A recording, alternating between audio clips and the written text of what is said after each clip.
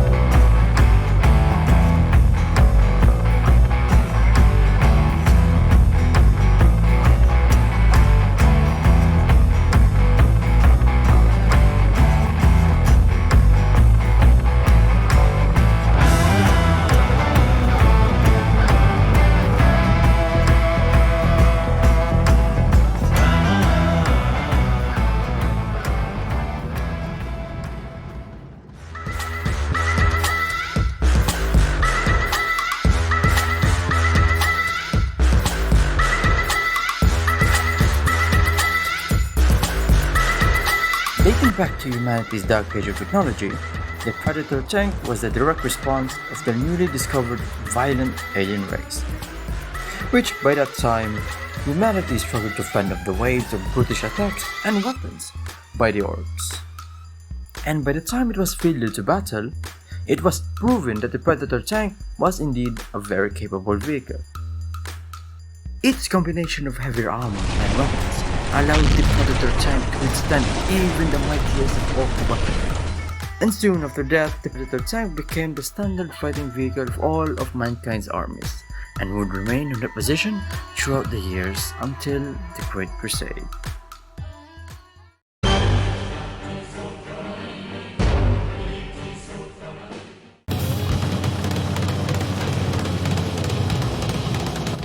The tank is equipped with a fast-firing autocannon meant to target infantry with high explosive shells and light vehicles. Two sponson-mounted weapons are remotely controlled by the tank commander from the turret using a multi-spectral targeting surveyor that is protected from any enemy fire by an armored cowling.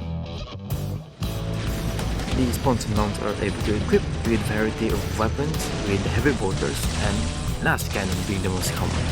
The armor protection for the Predator Destructor comes from 3 layers of armoring. The first is the bonded ceramite and antimantin alloy. It gives the Predator protection equivalent to 5 times its speed in conventional steel, whilst being lighter. This is followed by a reinforcing thermoplast with a mesh of subdermal energy dissipation fiber for protection against radiation and energy-based weapons. And the last in the outer layer is a non-metallic acrylic identification sheet.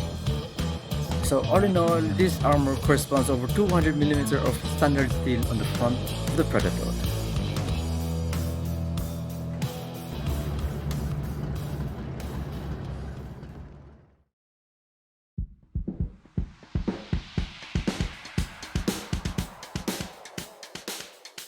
The Predator tank sure looks like a super heavy tank by the looks of it.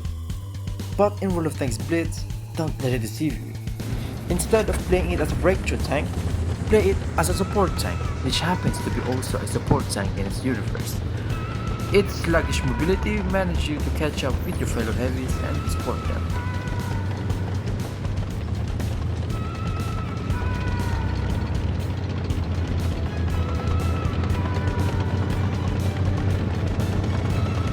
But in this case, you are holding an enemy push to protect your flank. Its armor is somewhat manageable. Its 165mm of front is good to block some shells, but not all of them. Its fast-firing autocannon can catch some enemies off guard. You can disable majority of their tracks for your team to finish it off. Your reload speed may not be the fastest for an autocannon, but it's good to chip off some of your enemy's health while your team is hitting on it. It has a decent reverse for a heavy that looks so heavy, where it can compete to some lighter heavies in peekaboo.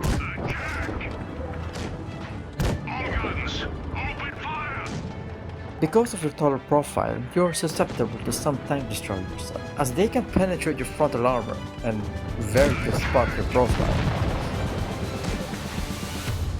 To sum all of this up, I can say that the Predator tank is designed to be in a support role, where you are in the second line next to the heavies. You don't have much DPM nor alpha damage to handle a tank, same as its sci-fi counterpart. This tank's sole purpose in the match is to support what the heavies while pushing, destroying their tracks and chipping their HP off. So all in all, this tank is good for players who want to experience autoloader gameplay, but bringing the Emperor's justice towards the enemies of man. Stand against Space Marines.